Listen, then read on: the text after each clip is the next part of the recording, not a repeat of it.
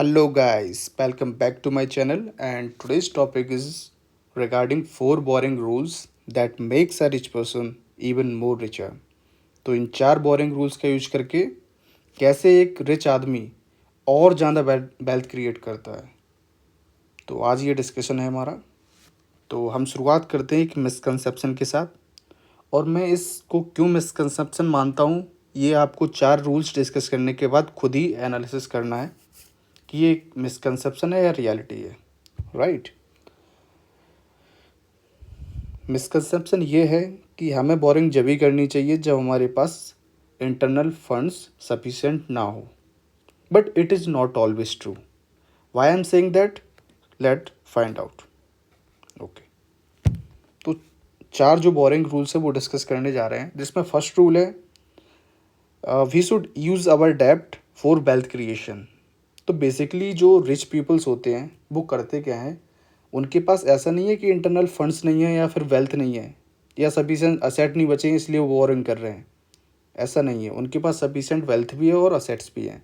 But उनको अगर कोई अपॉर्चुनिटी दिखती है जिसके थ्रू वो वेल्थ को मल्टीफोल्ड और क्रिएट कर सकते हैं, वेल्थ क्रिएट कर सकते हैं, तो वो डेप्ट लेने से हिचकिचाएंगे नहीं।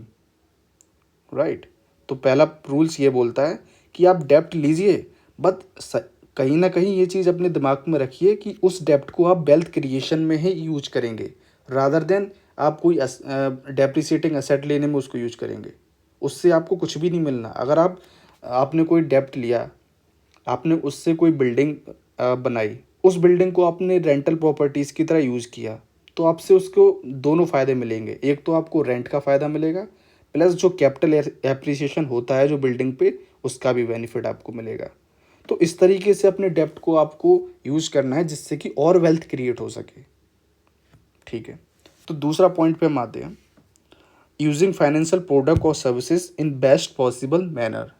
आजकल के डायनेमिक इन्वायरमेंट में और जो काफ़ी चेंज होता रहता है, अपडेट होना पड़ता है हमें आजकल, काफ़ी फाइनेंशियल प्रोडक्ट एंड सर्विसेज हैं जो कि फाइनेंशियल इंस्टीट्यूट अपन को प्रोवाइड कराते हैं। फॉर एग्जांपल, जो मोस्ट कॉमन एग्जांपल है वो है क्रेडिट कार्ड।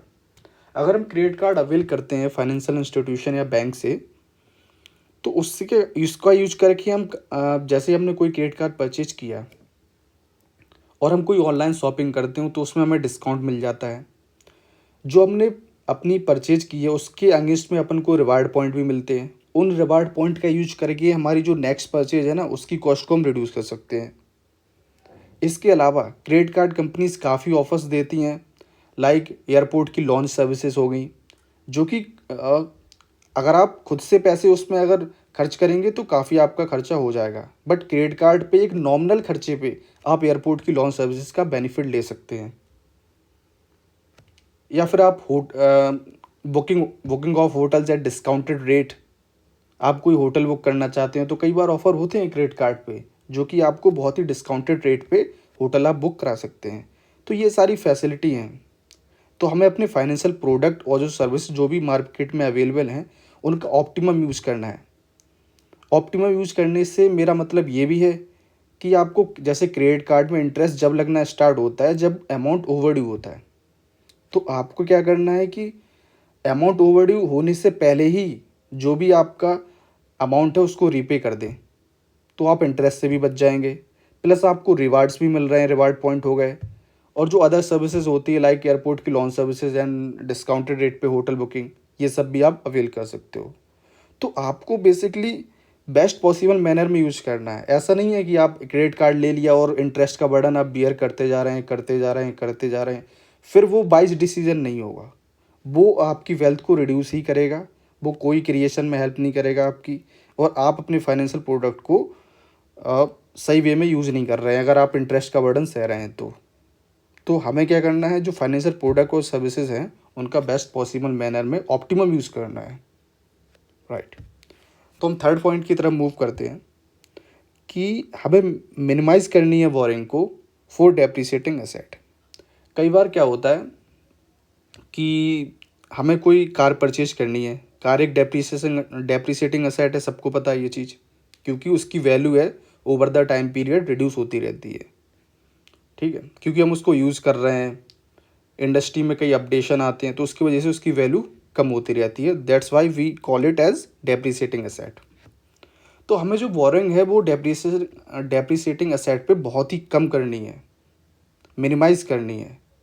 बट इसका मतलब मेरा ये भी नहीं है कि आप कार को परचेज करना ही छोड़ दें, क्योंकि कार की भी जो यूटिलिटी है वो भी आपके लिए इम्पोर्टेंट है।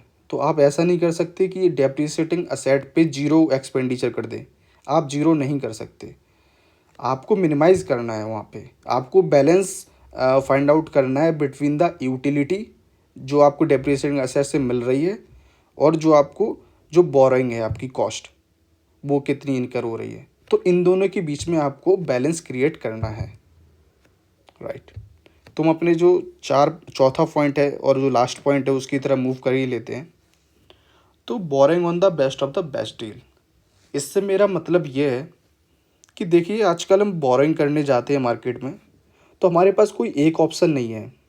हम बैंक से भी बोरिंग कर सकते हैं, एनबीएफ से भी कर सकते हैं, एंड अदर जो फाइनेंशियल इंस्टीट्यूशन है, लाइक आजकल तो फिनटेक कंपनीज भी आ गई हैं जो कि लोन प्रोवाइड कराती हैं।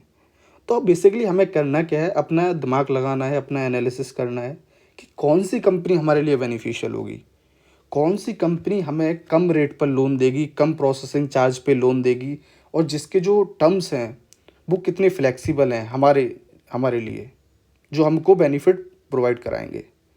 तो बेसिकली हमें अपने अकॉर्डिंग देखना है। ऐसा नहीं है कि हमें लोन लेना है या बोरोइंग करनी है तो हम डायरेक्ट मार्केट में गए और जो रेट मिल रही है उस पर हम लेके आ गए, फिर तो आप कोई एनालिसिस नहीं कर रहे हैं। हो सकता था कि आप किसी दूसरी पार्टी के पास जाते तो वो आपको कम रेट पे दे देता लोन, राइट। और best of the best deal से मेरा मतलब ये भी है कि जैसे आप कोई क्रेडिट कार्ड यूज करते हैं, तो अगर आप उसका टाइमली पेमेंट कर रहे हैं तो आपका उससे क्या होगा, क्रेडिट स्कोर इन्हेंस होगा। जब आपका क्रेडिट स्कोर इन्हेंस होगा तो उससे क्या होगा, आपको जो इंटरेस्ट रेट बैंक ऑफर करेगा ना वो कम से कम ही करेगा बोरोइंग पे। तो इससे आपको अपने क्रेडिट स्कोर को भी मेंटेन करना है। जो भी आप लोन ले रहे हो या क्रेडिट कार्ड अवेल कर रहे हो फैसिलिटी, या सीसी फैसिलिटी अवेल कर रहे हो, तो आप इंश्योर करें कि टाइमली रीपेमेंट हो जाए, क्योंकि टाइमली रीपेमेंट होगा तो कभी भी उसका इम्पैक्ट आपके क्रेडिट स्कोर पे आएगा। जब क्रेडिट स्कोर अच्छा होगा तो भविष्य में कभी भी आपको लोन चाहिए होगा तो वो भी कम इंटरेस्ट रेट पे आपको मिल जाएगा, और बैंक उसके लिए एफर्ट भी करेंगे कि आपका जो पास्ट रिकॉर्ड है, क्रेडिट स्कोर है, वो अच्छा है, तो आपको कम इंटरेस्ट पे लोन देने के लिए वो लोग सहमत भी हो जाएंगे, राइट। तो ये जो 4 पॉइंट थे, जो 4 गोल्डन बोरोइंग रूल्स थे, वो मैंने आपके साथ डिस्कस किए।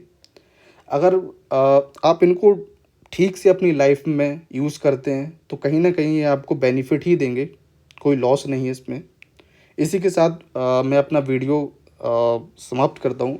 अगर आपकी कोई रिकमेंडेशन है या कमेंट्स हैं, सजेशन है, तो do let me know in comment section, I will be happy to help you out. तो आज के लिए इतना ही। Thank you guys, bye.